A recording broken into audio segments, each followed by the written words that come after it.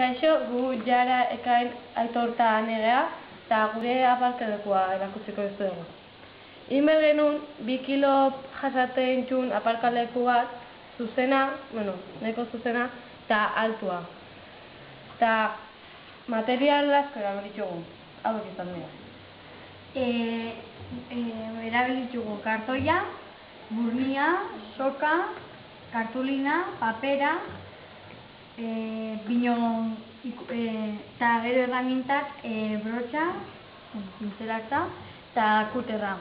Eta ikustatxeken ez gehien erabili dugun materiala kartoia izan da, proiektua egiteko.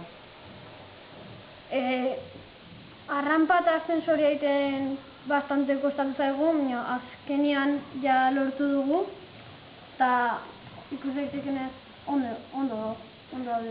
Ascensoria bueltak ematen txu, eta hori ez dakigu nola konpondu. Eta 2 kilo jasaten txula, erakutsiko dugu. Ikusten zutenez 2 kilo jasaten txu, eta hau izan da dena. A ber, seguru zaudete ez dakiztela nola konpondu?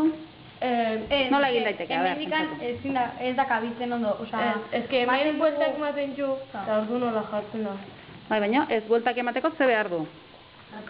Ze beharko luke honek ez bueltarik emateko? Eta gero hemen ez da. Kartoi bat ola jarri. Adibidez? Ez da ondo. Vale, beraz, hori izango lezakezuen urrengo lana? Hemen ez da ondo kabitzen. Hori da. Beraz, hori saiatu beharko duzu konpontzen. Bai, zu handia guazen. Ja. Bueno, hau izan da dena. Vale, mila esker.